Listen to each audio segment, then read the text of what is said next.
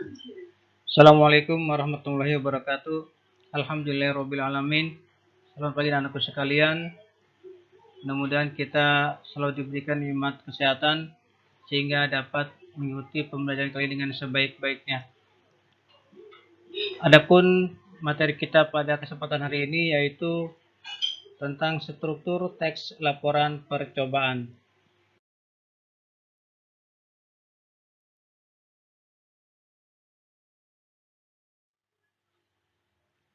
Adapun struktur teks laporan percobaan, yang pertama ada judul, yang kedua pendahuluan, A. Latar belakang, B. Rumusan masalah, dan C. Tujuan. Yang ketiga, landasan teori atau kajian pustaka.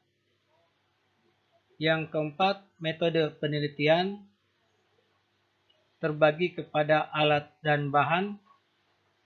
B. Prosedur kerja. Yang kelima, hasil dan pembahasan. Yang keenam, simpulan. Dan yang ketujuh, daftar pustaka.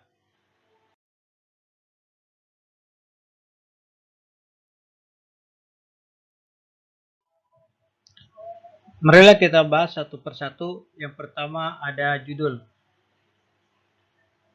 Judul merupakan pintu atau muka dari sebuah teks laporan percobaan. Oleh karena itu, judul teks laporan percobaan harus memperlihatkan sebuah fakta, singkat, jelas, serta mampu menampilkan kata kunci dari sebuah tulisan. Contoh judul tentang laporan praktikum biologi, yaitu tentang uji kandungan bahan makanan.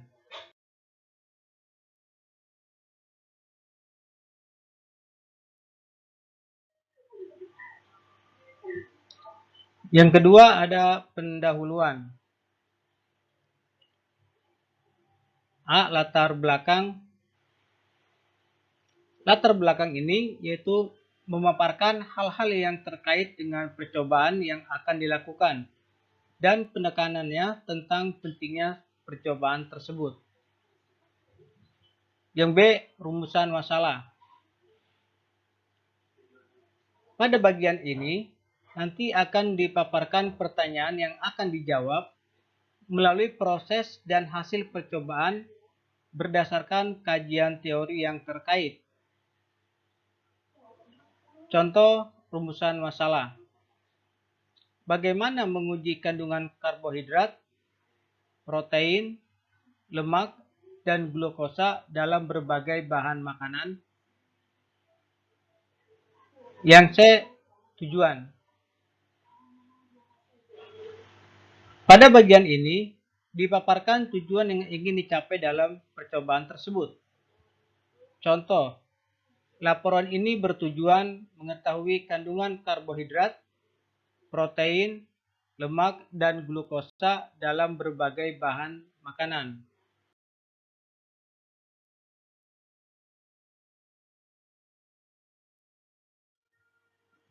Yang ketiga, landasan teori atau kajian pustaka. Pada bagian ini akan dipaparkan berbagai teori yang digunakan dalam melakukan percobaan. Nah, teori tersebut dapat diambil sumbernya bisa dari buku atau dari internet, sehingga hasilnya dapat dipertanggungjawabkan secara keilmuan.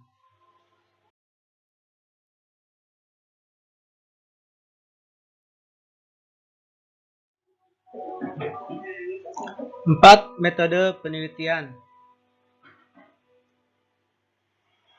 A. Alat dan bahan.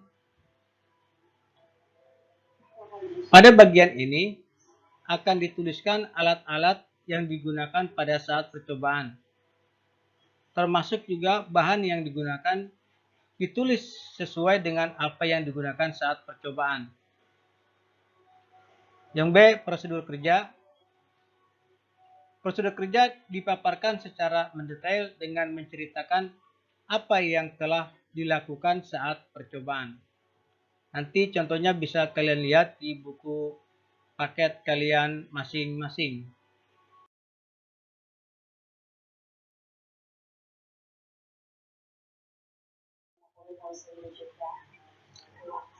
5. Hasil dan pembahasan.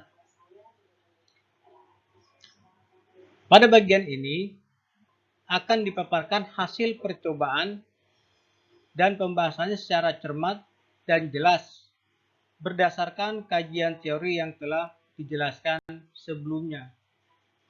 Dan hasil percobaan bisa dipaparkan atau bisa dituangkan dalam bentuk deskripsi atau sebuah tabel. Sehingga nanti jelas hasilnya dan bisa diketahui atau dibaca oleh pembaca.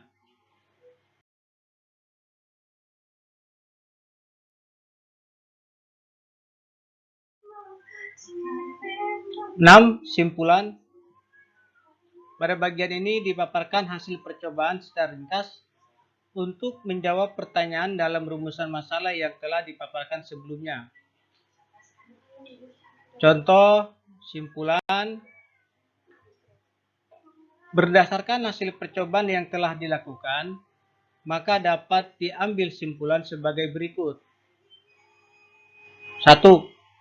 Nasi, roti, dan kentang mengandung karbohidrat karena hasil uji laboratorium menunjukkan bahwa ekstrak nasi, roti, dan kentang yang ditetesi Lugol berubah warna menjadi biru tua.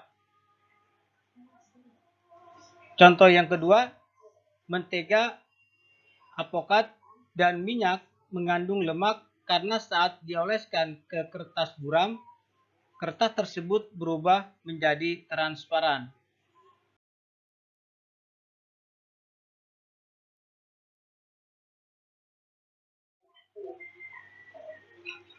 7. Daftar pustaka. Pada bagian ini, nanti akan dipaparkan rujukan atau referensi yang digunakan dalam melakukan percobaan. Rujukan dapat diambil dari media cetak atau dari internet. Penulisan daftar pustaka mengikuti pedoman yang telah ditetapkan, yaitu nama pengarang, tahun terbit, judul buku, kota terbit, dan penerbit. Contoh, Arifin Zainal 2011, penelitian pendidikan, Bandung, remaja, Rosda Karya.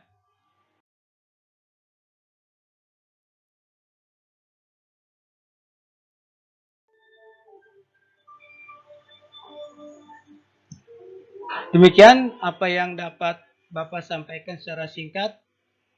Mudah-mudahan bermanfaat. Lebih kurangnya mohon maaf. Semangat belajar.